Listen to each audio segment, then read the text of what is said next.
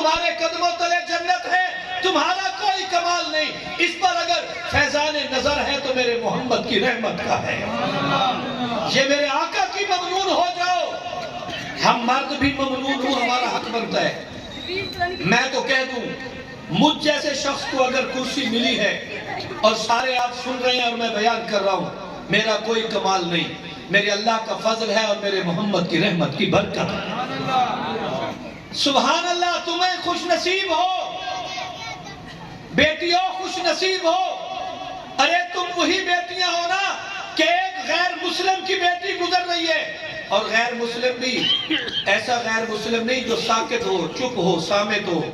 بلکہ حجب کرنے والا ہے، توہین کرتا ہے، بار بار انسلٹ کرتا ہے، اشعار کی شکل میں خود بھی کرتا ہے، کرواتا بھی ہے۔ اس کے سامنے قریب البلوغ بچی گزری۔ یہاں اس حدیث پاک کے کئی عنوانات ہیں جو محدثین نے کھولے ہیں۔ فرمانے لگے جاؤ میری یہ چادر پہنا دو، یہ ننگے سر جا رہی ہے۔ میرے نبی کی نام لیواؤ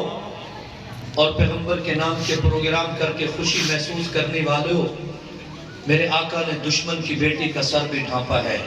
یہ کہہ کر سر نہ ڈھانپنا کہ ابھی بچیاں ہیں، ابھی عمر ہی کیا ہے، یہ سیرت کے خلاف ہے۔ جلسہ بھی سیرت کا ہے تو میرے نبی کی سیرت کو سن لو۔ آپ نے فرمایا سر ڈھانپ دو، جس کا سر ڈھانپ دے پتہ ہے کس کی بیٹی ہے؟ فرمانے لگے جس کی بھی بیٹی ہے مجھے پتہ ہے۔ میں اپنے یہ حدیث پاک میں نہیں، میں اپنے خطیبانہ انداز میں کہتا ہوں، کسی نے کہہ دیا ہوگا، پھر اللہ کے نبی اگر آپ کا فیصلہ اتنا راسخ ہے تو پھر یہ بلال کا کپڑا دے دیں، زید کے سر کا رومال دے دیں،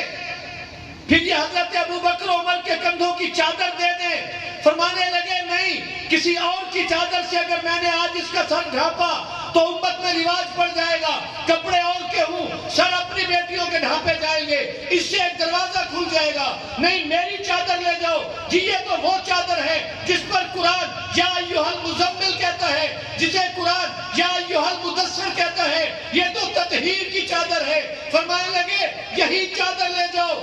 بچی ایمان والی نہیں ہے۔ فرمانے لگے اس کو چھوڑ دو، ایمان بے ایمانی کی بات کو نہ تولو، یہ بچی ہے، یہ بنت حوا ہے، یہ عزت کے قابل ہے، میرے آنے سے پہلے بھی اس طرح پھریں، میرے آنے کے بعد بھی پھریں، یہ تطہیر والی چادر اس کو ڈھانپ کے اس کے سر کو روانہ کر دو، دنیا کو مسئلہ بتا دو، میری چادر اتنی اہم نہیں ہے، میری امت کی بیٹی کا سر ڈھانپنا اس سے زیادہ اہم ہے، وہ اس سے زیادہ اہم ہے، اس کا اہتمام زیادہ کرنا ہے۔ باتوں سے باتیں چل گئیں، میں نے قرآن پاک کی آیت تلاوت کی ہے، لَقَدْ كَانَ لَكُمْ فِي رَسُولِ اللَّهِ أُسْوَةٌ حَسَنَةٌ، تمہارے لیے اللہ کے رسول کی زندگی بہترین نمونہ ہے۔ ہم سارے قرآن کو مانتے ہیں نا جی انشاءاللہ، قرآن کے ہر حرف کو مانتے ہیں، قرآن کی ہر بات کو مانتے ہیں۔ قرآن کی زیر و زبر میں شک کرنے والے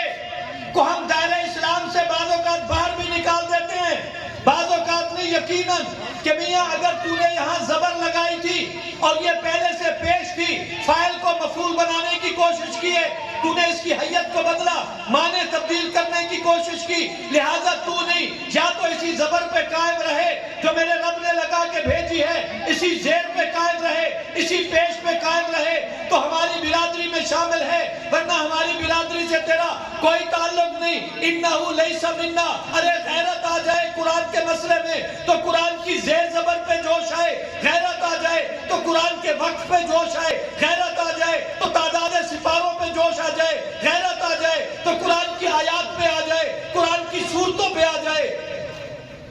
اور اگر غیرت نہ آئے تو قرآن کسی کو حلال کہتا رہے اور میں حلال نہ بناؤں،